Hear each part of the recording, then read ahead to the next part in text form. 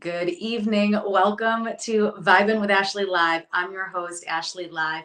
Thank you guys so much for joining. This is episode 235 of my show. And this next guest is no stranger to Vibin because he's been on this show twice before. So Jamai has been on episode 97, which was July 2021, which is crazy. That was 3 years ago. And then episode 164, which was May 2023. So Jamai is long due to come back on this show, and I'm so excited because we have so much to catch up on. Jamai is a singer-songwriter and multi-instrumentalist from Pennsylvania. His powerhouse vocals and passionate drive for performing has captivated international audiences. In 2018, Jamai was featured on season 14 of NBC's hit show The Voice on Team Alicia.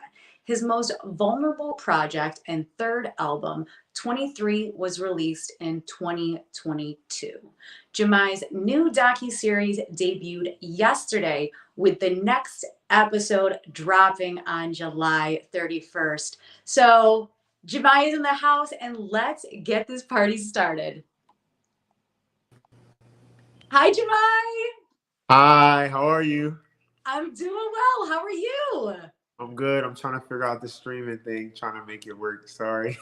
It's okay. It's okay. So, Jamai, I just want to say thank you so much for coming back on my show. Third time is a charm. We were talking about this earlier, but last time you were on the show, we dug deep into your album 23.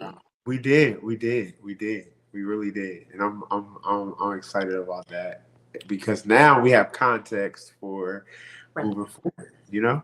Can you see Yeah. me? Of course. I can see Okay, you. making sure. All right, because I can see you. things is acting weird over here, but I think we're good. Let's see. Okay, sorry about Yeah, that. no worries. Jamai, thank you so much for coming back on the show.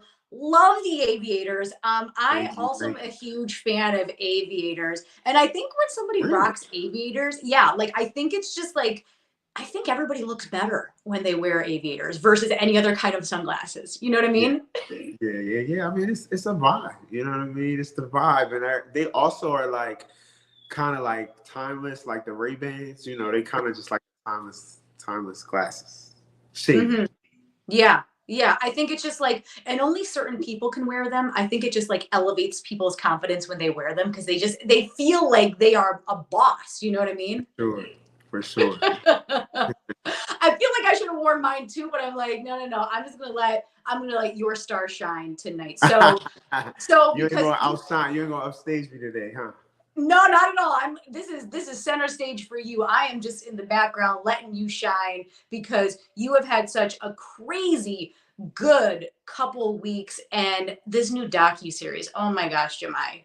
Amazing, beautiful, vulnerable, cinematic.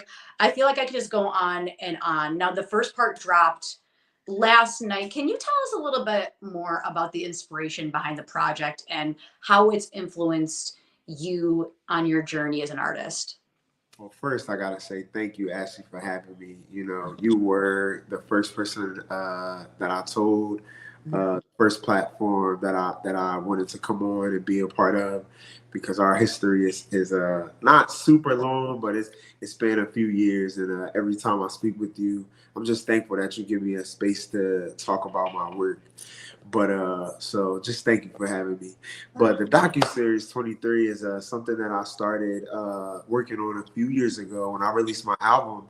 I dedicated my album to my mom. It was titled 23, and the lead single of the album is Shannon's last words, because she was murdered when she was 23. Her cause of death was exsanguination, which is a loss of blood. And so in the song, in essence, I talked about what I thought could have been her last words before she passed. And I was only 6 years old. So before I released this project, I wanted to do the research. I wanted to, because she passed in such a brutal way through domestic violence murder, Mhm. uh, I wanted to find some more details out. I wanted to hear more stories and kind of get down to the nitty gritty of what happened before I tell her story. So I got into my news articles and had conversations with people and autopsy reports and all those things. And so I was inspired then to officially tell her story in documentary, in form of documentary. And Mhm. so in the process of this, I had conversations with certain people. I got to confront certain people. I got to just get different information, and it was all going to go incorporate into this documentary. And Mhm. so it so happened that you know it became a bit overwhelming, if I'm honest. It became a bit overwhelming, and I felt that I needed time to process this new information that I had. And so Right. I was in the throes of marketing and promoting the album and shooting videos for the album. And I just said, I kind of got cold feet with the documentary. And so I said, when I'm ready, if I'm ever ready, then I'll tell it in that way. But at that time, I was only ready to speak about it through song. And Mhm. so, time passed, and I noticed I experienced a little more healing. And so, just very recently, I ran across what was the first installment of the documentary. Um, and I said, you know what? I'm gonna chop this video up and I'm gonna make it a series.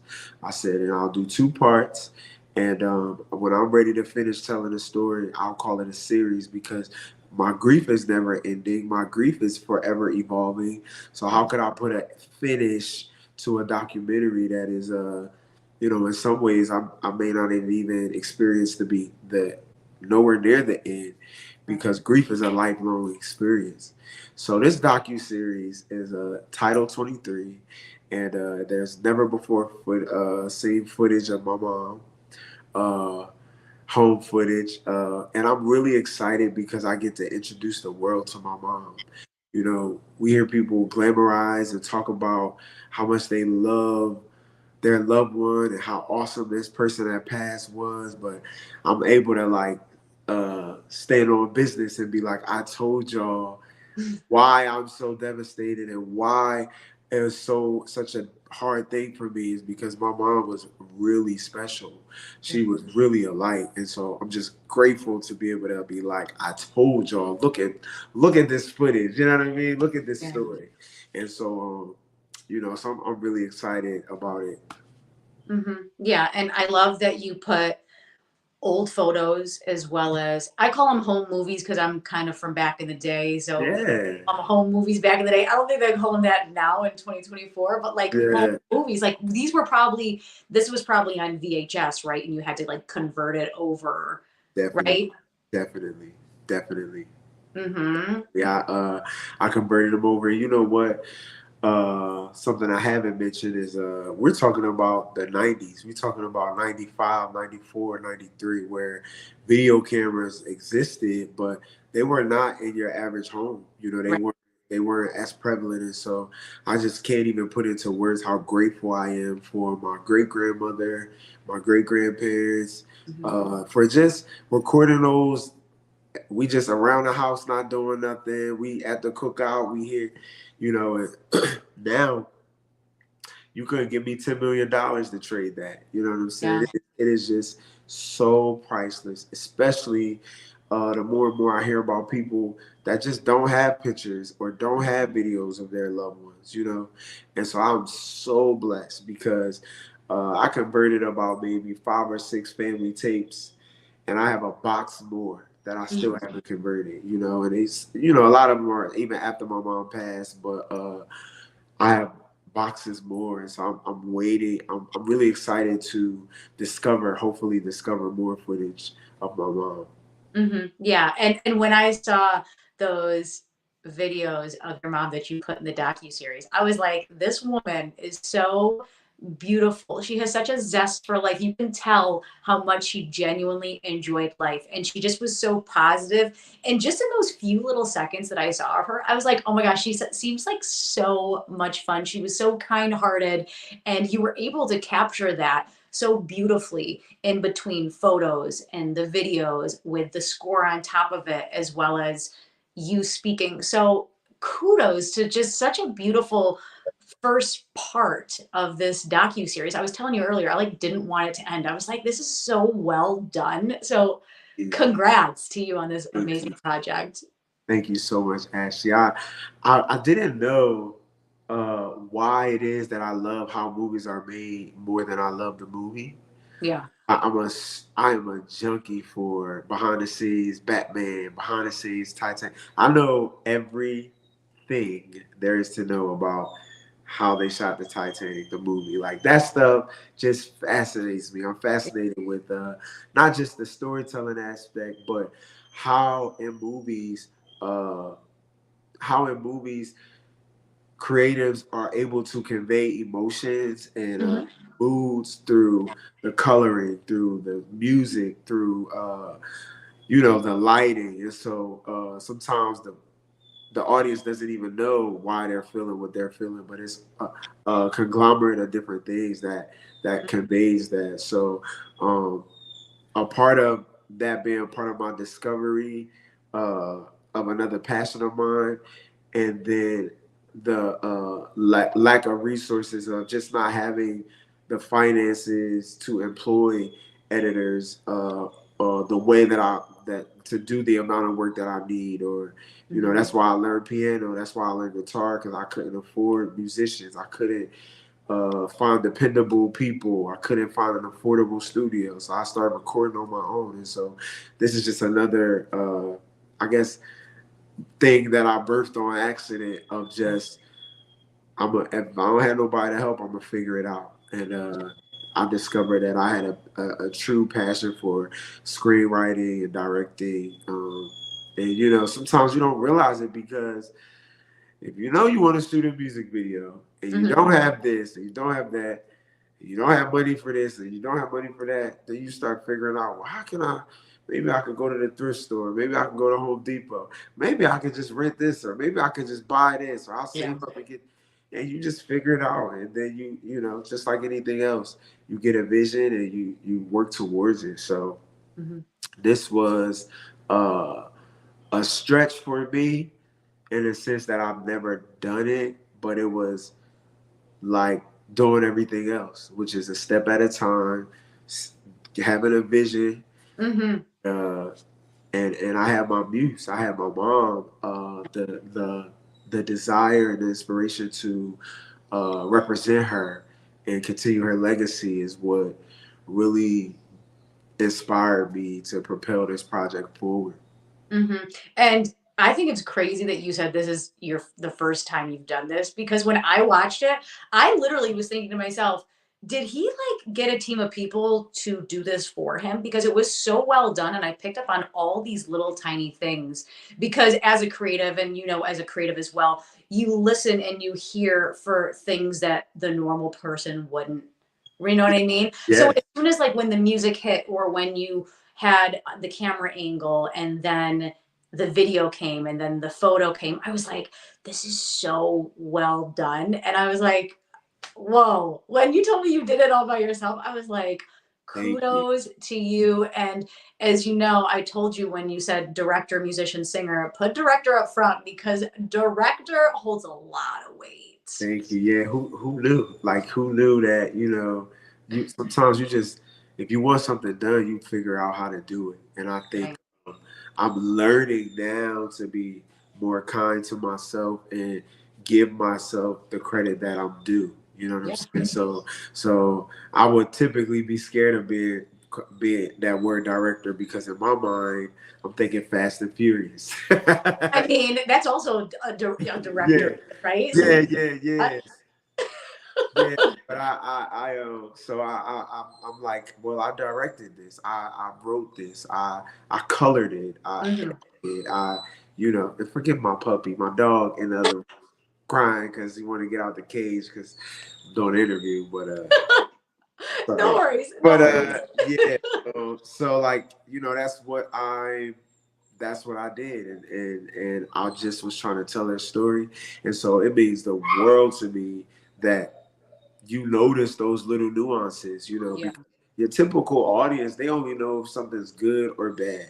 They don't know that it's not good because there wasn't a well enough score to convey that emotion, or they don't know that the reason they don't like it is because they don't have any depth of field in the camera angle, or the lighting is too dull or stark, or the coloring isn't making it cinematic enough.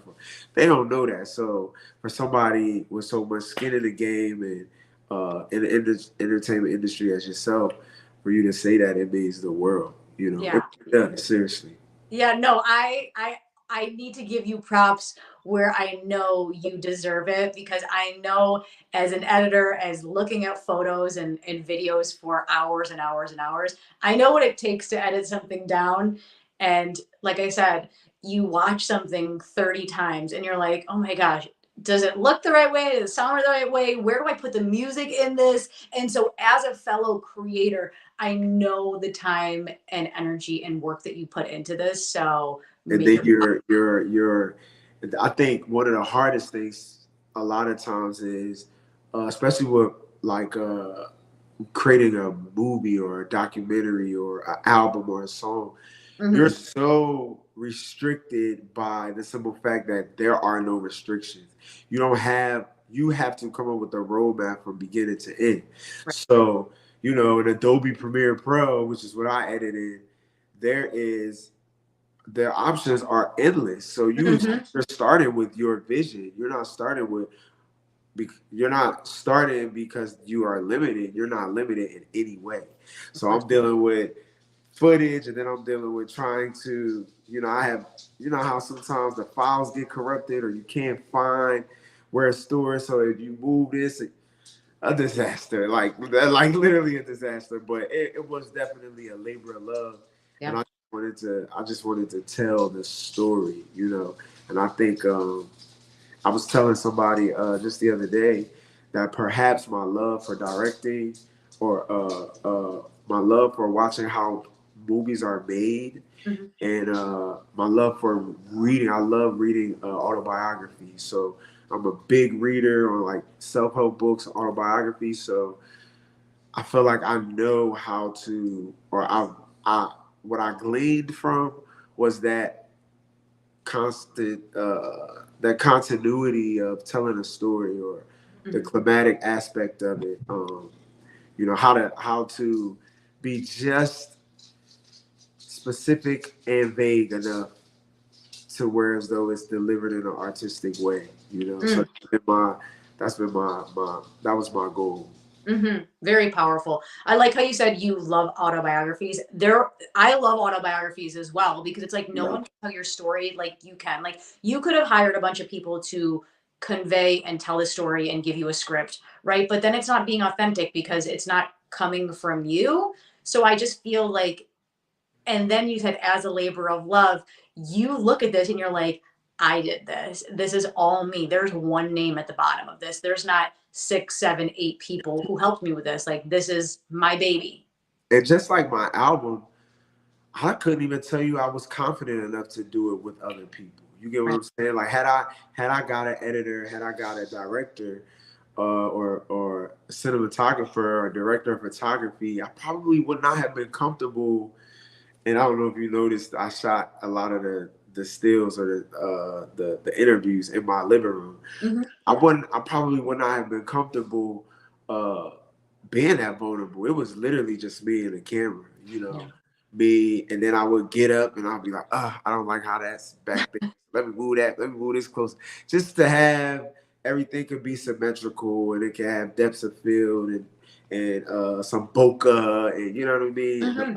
So I think I as just like with my album, you know, I just couldn't afford to pay $100 an hour in the studio to try things. You know, Totally. I would have had to know that this is the song, that this is a song that I can make a good return on investment, you know, on. I wouldn't have been able to go in the studio and say, let me try this doo-wop, you know, let me try this Afro beat, let me try some opera, you know, because there was no guarantee on whether that would work. And so I think the beauty of this is that I'm just able to try things, and I'm able to get it right before I present it to the world. You know what I Hmm. mean?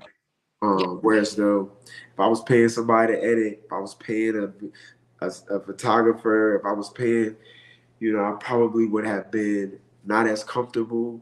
I Mhm. would not have been as free, um, and I would have had to spend a lot of time with somebody for them to be able to convey that story in a way that would be authentic or genuine to my liking.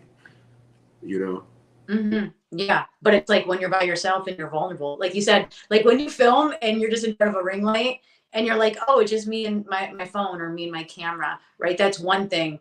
But then if somebody else comes over, it's a different thing. And then when you release it into the world, you're like, whoa, Right. okay, this is a whole nother level of fear that you probably didn't Cause, realize. yeah, because in essence, subconscious or conscious, you're performing for whoever is in the room with you as well. Right. You know, you're only willing to be as vulnerable with the camera as you're willing to be with whoever else is in the room because Mhm. they're in the room and so you can say everything you want to say on the camera and then you cut out what you present it and that's what art is. It's carving out your vision. You know what I'm saying?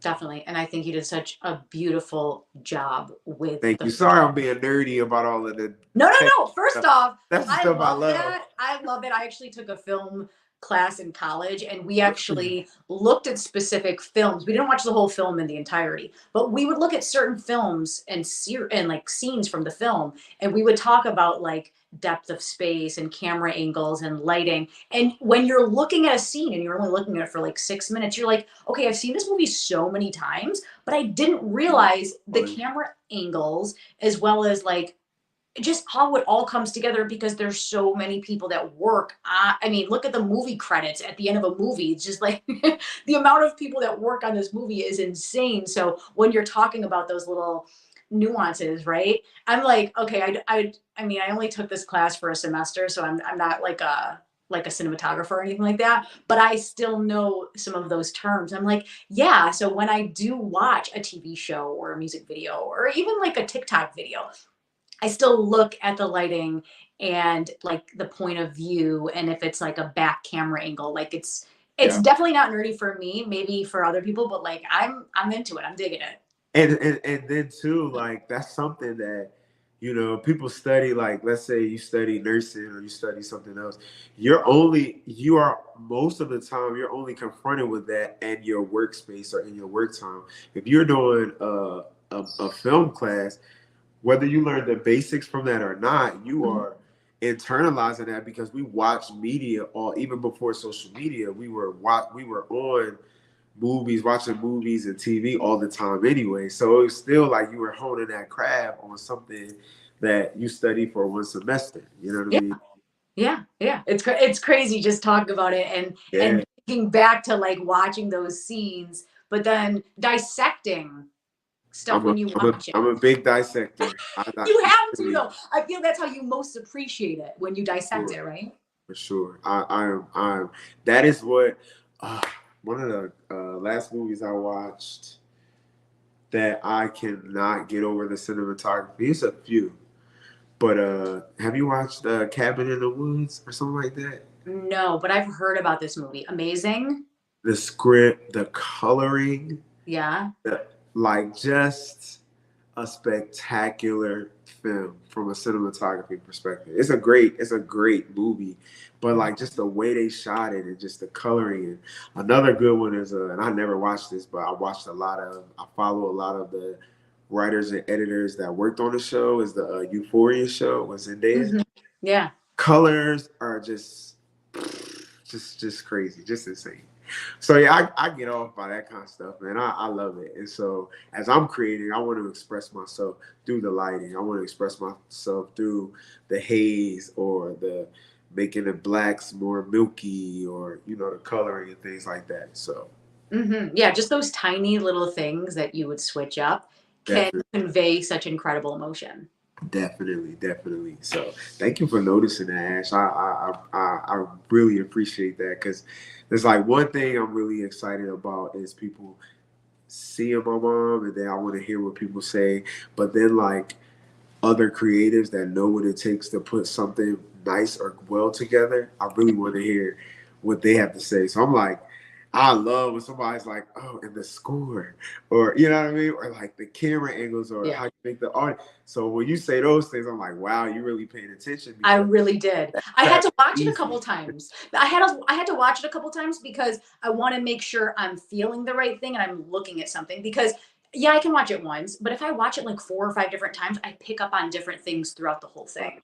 right, And right. then I can really truly dissect it and be like, oh, this is really cool. So like I just loved the video footage of your mom. I was like, oh my gosh, your mom and I could just like I feel like we could just laugh and have such a fun time together. Thank you. Yeah, and she really was that. I mean, she really was that. I mean, imagine me at 6 years old and my entire life growing up. I have people, you know, when people pass, people always glamorize them and things like that. But I've had people come to me. It's so normal for me for somebody to say, "I loved your mom. I knew your mom. I went to school with her, and we did this together, or we played here together, or she helped me with this." You Mhm. know, my mom was a phlebotomist, and so many women come to tell me I started getting into phlebotomy because of your mom, or she Yeah. helped me get through school doing this, or just so many great stories, and it's just a great, it's amazing moment to finally, even if people have met her, they Mhm. haven't heard her voice or seen her movement in 20, you know, almost 30 years. Yeah. So just even for that, for it to be nostalgic for so many people that knew her and Mhm. that never got to see that footage or, you know. Yeah. Yeah, it's so, so, so powerful. So, So I want to talk about, and I know we said this earlier, but the editing and the use of the photos and the videos. Can you share more about the creative process and how you integrated these elements into the narrative? I kind of couldn't tell you by step by step. I just literally, it's probably more like a song where sometimes, a lot of times, the song is already done. Mm-hmm. I'm just trying to figure out how to take it from here and put it on paper. So the song is already done, and even sometimes, like with songs, I might hear songs and it's in a higher voice, and I'm like, why do I hear the song this high? I can't even sing that high. But Yeah. I'm trying to figure out how to get this drum pattern that I hear in my head, or you know, and then it continues to form into its own thing by the Mm-hmm. time it actually realizes itself. But it was kind of the same thing for the documentary. I kind of what I did, my foundational points was as I was doing research, I was writing my script. So like in my notes, I have every single line that I spoke on the series. I had already had that written. Like I wrote all of the things because I'm a writer. I Mm-hmm. journal, and for years I had been writing just what I would want to say, and so then I kind of formulated it. Sorry, Mm-hmm. into like a structure. And then as I was doing research, I added and I took away and I edited. And then I said, I'm going to talk to the camera. I was going to have my grandmother be a part of it at one point. Um, I was going to interview some other people that was kind of involved with the situation. But I just said, you know what, for the sake of the vulnerability and then me being like a independent artist, Mm-hmm. uh, I don't want to involve anybody else in this. I want to be able to control it because that way there's no expectations on if I ever put it out. You know, Yeah. you interview people and they're like, "You gonna put it out?" You know, I may not ever want to release this. I may Yeah. not, you know. So I got to work on it that way. And then after I had my script and I got my set together and my lighting and I shot the interview parts, I just found footage to tell that story. And the first two shots, as I told you, was a stock footage, Mm-hmm. like footage I purchased from like a copyright free site, just to convey that story. You know, I I kind of what people realize about videos and editing is you just want to have enough B roll, and Yeah. so if you If you simplify it, it's me telling a story and just putting B-roll over my audio clips and Mm-hmm. deciding what are the best moments to show the interviews clips versus the best moments to show footage and pictures. And so that was kind of my way. And so I started with my time on the show because that's how I wrote it, how I formulated it, because that was very true. And I wanted to do that in a way that was tactful and classy, because uh, I never wanted to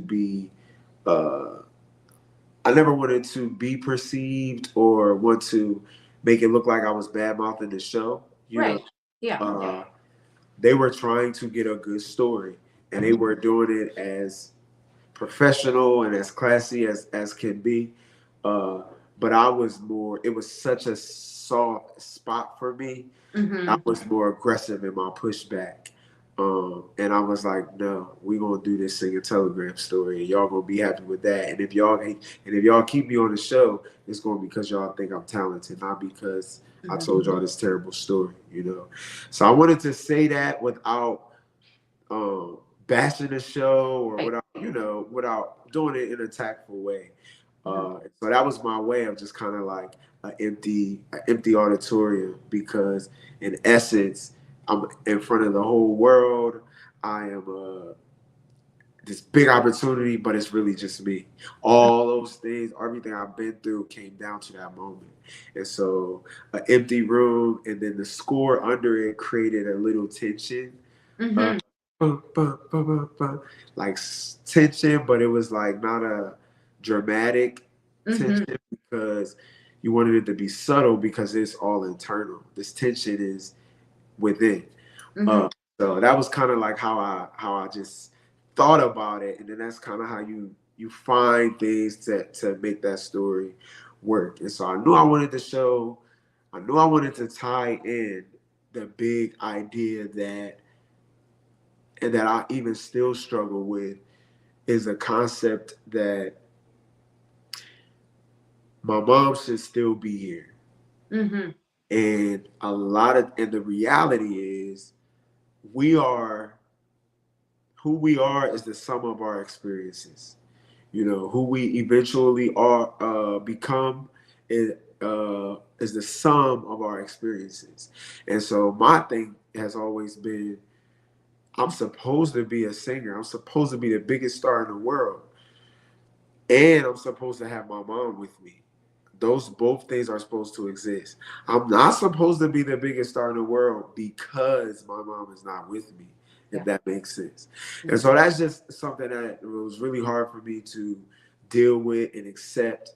And like I realize now that the reality is what it is. That she is with me in spirit, but not in the physical. And so the best ways to move forward is not necessarily to exploit that, but to use that as my experience. And that's where my most vulnerable and genuine art will come through, is through my actual lived experiences. So, but that was a really big point I wanted to make about my experience on that show, and why I came to the space that I'm in. And so that was kind of that. And then, I have all this footage. Now, what do I show? I know. What parts do I show? How do I? And, if you notice that very first uh, scene that I show of my mom, before it even goes off, I talk about how I battle about how much of myself to reveal to the world. Mm-hmm. Because it's like I said to you at the beginning, I want the world to see how amazing this person is. I want to share her with you. I want to be like, see, I told you. But then it's so sacred. You can't, anything you put out in the world, you gotta be ready for it to be judged. Mm-hmm. And there's no way I can give anybody that ability to judge her or me, or it's just too sacred. Of course. So dealing with that is kind of like, I wanted to really tell that roller coaster of emotions about me battling that and accepting that. And you know, the initial idea was a lot of people don't know this, but the murder was a double murder. Um, my mom protected herself, but my mom was 5'6", 115 pounds, and her ex boyfriend was 6'4", 260 pounds. Jeez. And she had been getting abused, you know, her and I. And so really that's one of the silver linings of the whole story is that I don't have to live a life where my mother's murderer did 20 years and now he's walking out on the street. But my mom died on the scene and he lived for about 10 days. But in the media, it was presented as like this abusive, toxic relationship where both people abused each other, which just was not true. And so when I had the conversations, you know, there was actually a witness to my mom's murder. I actually spoke Oh to this wow. witness who witnessed it. I spoke to the judge. My mom did a restraining order, and he was already on probation for a drug charge. Mom did a restraining order, and they never served him the restraining order, but he had been going around telling people that when he finds my mom, he will kill her. He was looking for her. She was Yeah. hot. And so when he told one of my family members that, they called the police, and he was found out in front of our apartment with a loaded gun, hiding, waiting for us to come home. Oh my So they God. took him to jail from that, but never, I guess it never got communicated that she had a restraining order that still needed to be served. Wow. And so he went to jail. He got arraigned, and this is Thanksgiving week on a weekend. He got arraigned, and the judge let him out of jail within maybe 6 hours of him being locked up, and he got out of jail and he killed my mom that night. And so I had a conversation with that judge, you know, in the process of creating this. And I wanted to have a conversation and see if there was any logic or explanation. And so all of that was going to be in this documentary. And so I just wanted to set the record straight. I wanted to tell people the truth. You know, a lot of times in domestic violence situations, people don't even know that the person is being abused. You know, and that was a classic case of my mom. My family didn't know. Only I knew.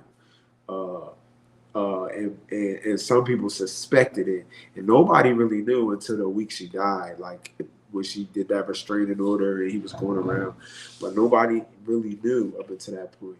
She had been suffering seizures from the head trauma, and nobody knew why she kept having these seizures. And she even lied to the doctor about you know, they was monitoring her brain because they could not figure out why she kept having these seizures. So that's how deep this abuse had gotten, and how terrifying it was. And so for her to go through all of that and then have the media put it out as like just a tit for tat double murder type thing, very it added more weight to the scenario for my family. And my grandmother instructed everybody not to speak about it to the media. And so this is my time to clarify that. And so I wanted to put all of that, package all of that in this docu series. And so um, I just got overwhelmed. It was just too much after having those conversations. And so I said, when I ran across the footage recently, I was inspired to just let the world see it. And I said, I'll make it a docu series uh, because it's not finished.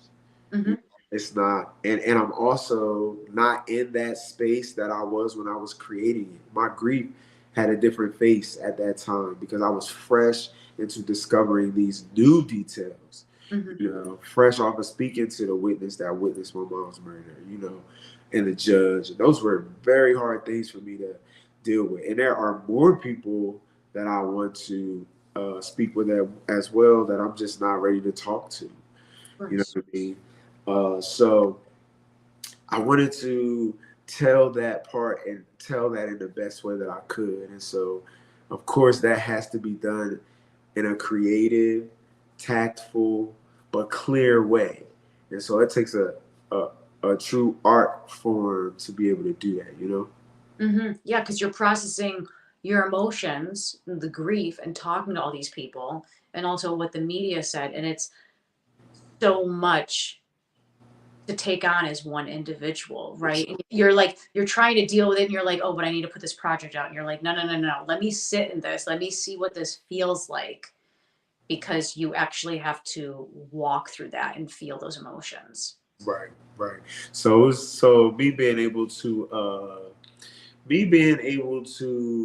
tell the story, it was just like I was just trying to figure it out. Like I was just figuring it out as I did it and edited it.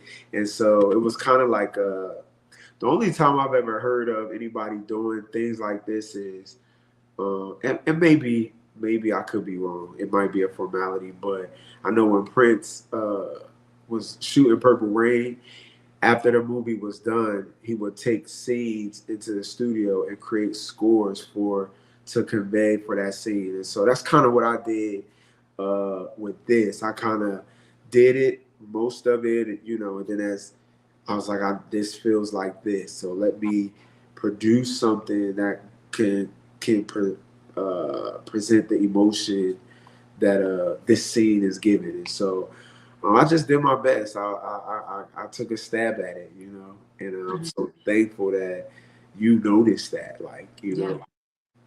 Yeah. Yeah. It's amazing. So it's been out for about a day now. What is the feedback that you're getting from people? Uh, so yesterday, I had a moment, Ash. I when it premiered, I did a premiere on YouTube, and so it was like when you premiere on YouTube, it's like everybody watches it live at the same time. Yeah. And I was just so emotional because I couldn't put a number on how many times I've said to myself, growing up as a kid, as a teenager, adolescent, young adult, I wish they could be my mom. I wish, like at different phases of my life. And so, uh, not that every single person got to see this that I've known, but just to be able to have the feeling of like people are finally getting to be here. That in and of itself just made me really emotional, man. It was just like, wow. I can't even put into words that feeling because I felt it so many times. And just all at once to just say the world can be here at one time was just like so overwhelming for me. It was overwhelming. So tears was flowing, and I had to take a couple of drinks to celebrate. And then I went live, and I got to talk to like some fans and some family and friends, and just got to hear what they thought about it. And everybody's like, "We want more, we want more." It's so short, it's so short. I felt the same way. I was like, oh my gosh, I'm just getting into it now, to be continued. Yeah, because you know, two things happened. I have more footage of her in that first part, and one of my best friends, he said he was telling me how he felt like the scene dragged a little bit. He's a creative, probably something you might have told me. He's like the scene drags a little bit, and he was like, you know, he said you remember that you only have but so much video of her. It's like you're already doing this, but keep it brief. He said you want to introduce her to the world. You don't want to give her to the world. So shout out to my best friend Brick Liam, another music artist, graphic designer, great talent, who gave me that wisdom. And I was like, you know what, you're right. Now I have a people pleasing side of me that was almost knew that I would get maybe a little like flack or like here, like it's not long enough, it's not. But I had to go with what I knew my gut was saying was, even though I want to share the world with her, which is what has inspired me to show more of her, I have to be mindful of the the reality that it's 2024. People do not have long attention spans, and it's better to not give enough than to give too much. You know, and so that's what one of the reasons that it turned from a documentary to a series, Mm-hmm. because I can always add more. I can always add, you know what I'm saying? I can always continue. But yeah, I decided to just introduce her. Like, nobody's got to hear my mom's voice. Like, I actually, you know what I mean? Like, that's huge. Like, Yeah. that's huge. And in part two is going to reveal more. It's actually her and I interacting, which I think is going to be really, really a sight to see for everybody. Yeah. But yeah, I want to keep her sacred. I want to keep her sacred, and you know, that's kind of like uh I get that it's too short for y'all, but it ain't about y'all. You know what I Yeah. mean? Like, it's It's about about you. art. It's about telling my story, keeping her Yeah. sacred, and trying to find that balance. You know what I mean? Mm-hmm. Because once I give too much, you can't take it back. I would rather give just enough. You Mm-hmm. know? Yeah. Be a little mysterious, but I know what you mean about that whole like the way that we look at things in 2024, right? We just want snippets of things. We just want to see like a quick something, like a quick 20 seconds, And right? like, it's not on HBO. It's not on Netflix. So when are people? When do people watch things for longer than 60 seconds anyway? You know what I'm saying? So it's just like, if anything, I don't think I anticipated the anticipation. You know, Right. I really didn't anticipate the fans and people really like looking forward to this. Like, if it was a 90-minute documentary, I feel like they would have watched it. Like, Oh so, yeah. I was not anticipating the traction that it got, but it is what it is. And Yeah. next week I'm revealing more, and I'm telling Yes. more, and I think it'll be really exciting to watch. Yeah, I'm so excited for part two. So I know you don't want to give all of it away, but like, what's the teaser for the people that watched part one, or maybe they didn't even see part one? What, Well, like, if they watch the trailer has a bit of part one and two in it. yeah. But well, part two, I think what's exciting is um, I talk about how it affected me. Mm-hmm.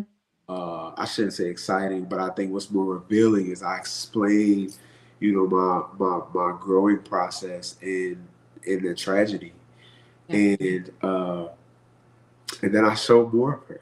You know what I mean? I show more of her. Had I known that on this press run that it would that I would learn so much about how me telling my story is putting a small dent in the idea of black men expressing their take on grief, Mm-hmm. normalizing black men talking about the effects of grief and the mental health aspect of it. Mm-hmm. I had no idea, I really was singular focused. I was wanting to clarify and tell my mom's story, introduce my fans to my mom, but had no idea that what I would also be doing is spreading awareness on domestic violence. You know, Mm-hmm. just how common it is, and to show people that perhaps if you don't get out, look at how my situation turned out. You know what I Yeah. mean? But to also maybe educate other people on how to look for the signs and Mm-hmm. how to deal with somebody that you think may be dealing with domestic violence.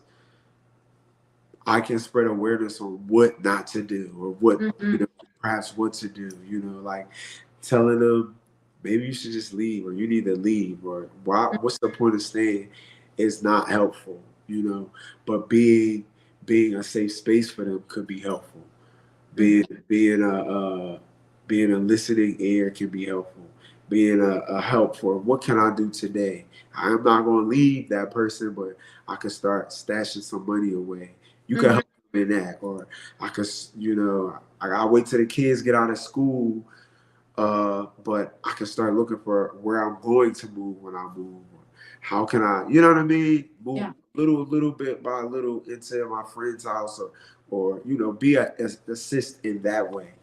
And so now moving forward, as I continue to create other other parts and more installments, I can maybe I'll even include more about statistics about what it is, or try to sneak in some as I tell the story. I can maybe form it in a way that people can see how what they can do a little differently, or how they can have help getting out of it. Yeah. I 'Cause think that's powerful because I think whether you're in a domestic violence situation, your friend is, you know someone that knows someone that's in this situation, whether they talk about it publicly or whether they're hiding it. So I mean, definitely, I think you are here as this vessel to give this information out. And I know with the grief and the mental health and the domestic violence, I can't even imagine what you go through dealing with this, speaking about it, maybe not speaking about some of this stuff. And it's kind of like, it's just like for you to speak about it publicly, you're just helping so many people all across the world, knowing that they're not alone and that this is still happening Yeah. in this day and age. Yeah, it is. And it is so crazy because, like I said, I'm an artist. You know how we are as creatives. We're in our world. I'm in my world. And even when people are grieving, they're in their world. And so, like I said, I'm just trying to climb out of the hole that I'm in of grief and sorrow. And so it's like to know that, like, wow, me telling my story, and me having my platform, and me having the fans that I have, who knew that I would be maybe changing some lives? Who knew that I would maybe make some other men feel comfortable about how they miss their mom? And that's what I've seen happening. I've seen it, and guys coming up to me just in this last week that I've been promoting, talking about how they lost their mom, and how it has affected their relationships with women and all those different things, because I've experienced that. Yeah. Even talking about the abuse for men, because I was in a relationship that I got to experience mental abuse, Mhm. and I could understand my mom more. Yeah. And it's like women abuse men too. Def- It's a thing, and I'm a witness of it. So I didn't know that it will open all these different doors. You know what I'm saying? And so I was just trying to tell my story as tactful and classy, and respectfully and mhm. honestly and authentically as I could manage. Yeah, definitely. Kudos to you. Like I said, part one, I was just like, I don't want it to end because I loved it so much. So I am so ready for part two. Tell the beautiful people right now, part two, where they can see it, what time, when are we watching this together? Part two of the 23 docuseries premieres Wednesday, July 31st at 7 p.m. Eastern Standard Time. Mhm. And it's going to be a sight to see. If you have not watched part one, please watch part one. You definitely are going to be in for a treat, and you get to meet somebody that's so special. Yeah. And I'm just truly grateful to have it. And guess what? There's an album to go along with this. It's a story. I wouldn't even call it a franchise. That's the word that came to my head. But like, it's a story that complements each other. Mhm. Uh, if you are into the music will introduce you to the doc, and the doc will introduce you to the music. Because I'm telling my story, and it's the same story. And the truth of the matter is, it just was a prolific time for me. Mhm. Sometimes I feel like, with even the album, I feel like I listen to some songs and I'm like, I couldn't do this again if you paid me. Like, sometimes I'm listening and I'm so amazed, and I'm like, how did I come up with this drum pattern? It's truly like the song was given to me. It was Yeah. downloaded into my spirit, and I've been just used as a vessel. And I'm starting to see how my love for music and being a creative and a creator truly transcends me, and, Mhm. and it turns out to be a lot bigger than me. And so I'm up for the challenge, because next Wednesday, July 31st at 7 p.m. Eastern Standard Time. You can follow me on all socials at Jamai Music, Jamai Music, and I'll have it up. It'll be premiering on YouTube, but you're more than welcome to check it out on my website, jamai.me, jamai.me. And if whatever socials you follow me or hit me up on, DM me and I'll send the link directly to you. So shoot me a DM. I love to meet new people. I'm grateful for anybody that's interested or even willing to hear my story. And yeah. Amazing. So Wednesday, July 31st, 7 p.m. Eastern Standard Time. Come join us on YouTube, Jamai Music for part 2. But make sure you watch part 1 and make sure if you haven't already that you listen to the whole album. You got another week to do all that. So Sure. make sure you support my guy, Jamai. As I said, we've already talked about the album in our last episode, and part 1 is just so amazing. I'm so happy that I've been able to have you on the show to talk about such monumental things in your life. I'm so grateful for that. So thank you for coming back on my show and reaching out to me. And I'm so happy to give you this platform. So remember the first time we interviewed, I think you had me perform on the show too. Remember? I did. Yeah. You performed on the very first show that you were on. Yes. And then the second show, we literally dug into every song on 23. And I think you did like 20 to 30 seconds of each song. Yep. And I was like, there are a lot of tracks on this. This might be a long show. We did. And I'm just truly like, I from the bottom of my heart, Ashley, I know I thank you privately, but I just want to tell you publicly, like, thank you so much. Like, it means the world to me. If we don't have platforms to get our music out or our things out, and it's not easy. It's not easy to get when you're not number 1 on the charts and when you don't have millions of followers. It's not easy for people to take interest of you, no matter how talented you are. And so I just want to say thank you, if not just for me, but every other artist that you provide this platform for. And I know I'm rambling, but I just also want to say I'm most excited about creating relationships with creatives and journalists who, when I am a Grammy Award winning artist and I am number 1 on the Billboard charts, that I can put you at the top of my press list because it's a safe space for me, because we have a good rapport, because you gave me an opportunity, and I'm sure we will both be on bigger platforms, but if I can help you in any way, that will be my opportunity to return a favor. And so I just truly want to thank you, Ashley, from the bottom of my heart. Thank you so much. You're going to make me start crying because you're so genuine.